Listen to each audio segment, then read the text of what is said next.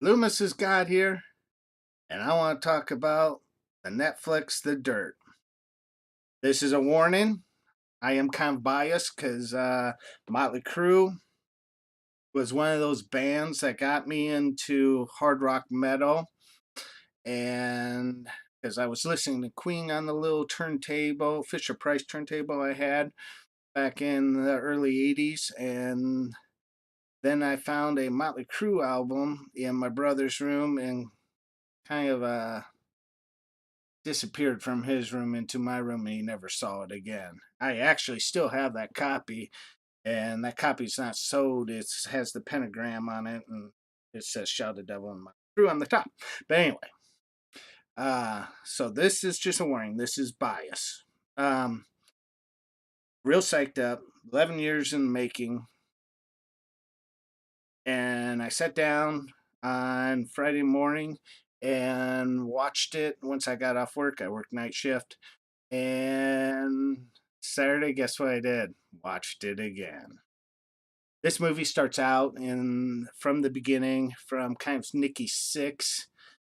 As a kid, his dad and his family life wasn't the best, and it tells about how he was a loner and outcast. And then we go to Tommy Lee, which came from a loving family, and he wasn't really an outcast. He was just attracted to making music. And then we get Mick Mars, the old guy, and he's been in shitty bands all this time, and now he hooks up with these two guys. They're serious, and then they go look and they find a cover band singer named Vince Neil.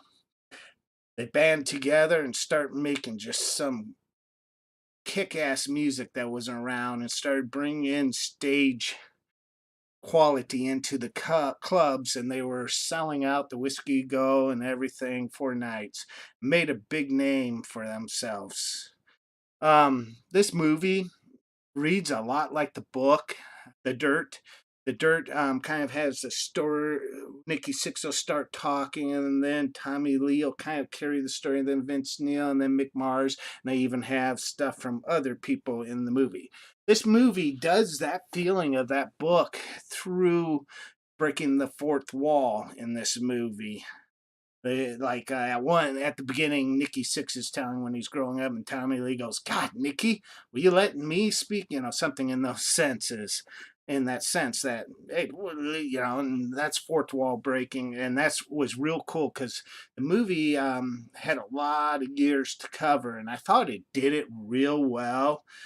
The pacing of everything and how it paced through, and kind of told an overall look of the story of a band of four underdog brothers that got together and banded together. And that's what the fans see. That's the thing people don't understand. That's what the fans felt about Motley Crue, at least from me. I felt like they were the outsiders, underdogs, and they were just gonna rock and roll, man.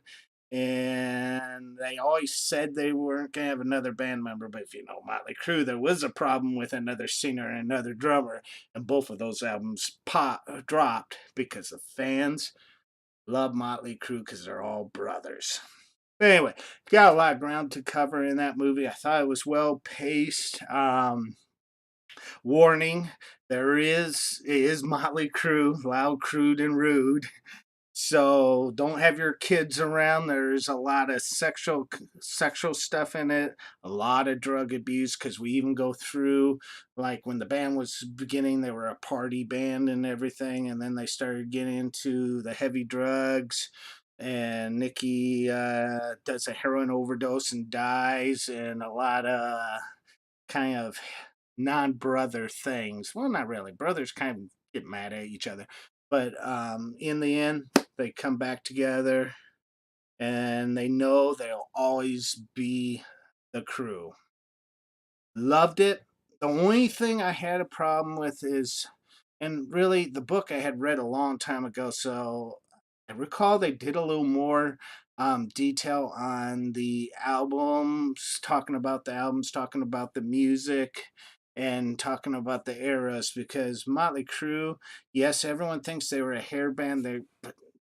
They were, but they weren't. See, In 1984, they did Theater of Pain and they came out and looked like glam bands. Where they got that from was the 70s glam bands that Nicky and Tommy liked, and they just overdid it. And then when everyone started doing that, they put Girls, Girls, Girls out and went back to leather. So I don't really consider them followers. They've always done their own thing, and the movie shows this pretty good in a contents from a outer view. If you look at the sets and you look at the clothes they're wearing, it's just the Theater Pain years you see where they went real glam, but after that they didn't really do the glam stuff. Yeah, they always had the wild hair, but crap, man. Even at times you can find pictures of Axl Rose with wild hair. That was just a style, and it wasn't really this glam band thing or a hair band. So that's what it is. Motley Crue only did one album looked like that, and then they saw everyone was copying them, and they will even talk about that. That when they saw everyone copying them, left corner, right corner, anytime anyone copied them, they just changed up and did what they wanted. But anyway, for the movie, that was the only thing. Like I said, they don't really get into some of the music aspect of the making of the albums, but maybe that would have been a little kind of boring unless you're a music geek like I am. But otherwise, great movie. If you're a Motley Crue fan, or if you just generally like hard rock and rock bands, you'll love this movie. And this is a end report on this. I've read some reviews by other people claiming that, oh, this is just another copycat of the Queen movie. We're unfortunately going to have to see all these movies. Well, that's BS because this movie has been in the making a hell of a lot longer than the Queen movie.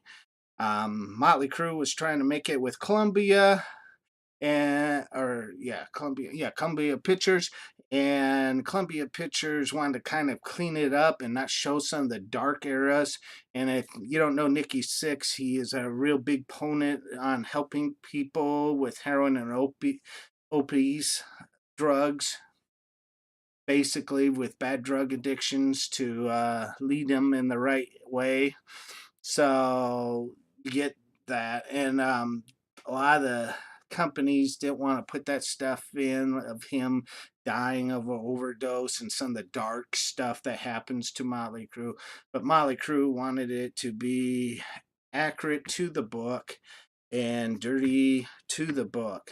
So if you want a raunchy, crazy rock and roll documentary film, The Dirt is it. Now, from 1 to 10, my rating on this album, Motley Crue, on this movie, and now remember, this is bias. I will say this is bias. So maybe take it down a point from what I say. I'm giving it a 9, man. I really enjoyed this film. Um, so maybe someone that's not into Motley Crue, maybe an 8. But check it out. Let me know on the comments down there. I'm sorry if you don't like it as much as me, but oh well. I fight for the underdogs, Motley Crue. And this is Loomis's God. Hit that like button again and subscribe to my YouTube channel. Thanks a lot listening, and hey, Crew forever.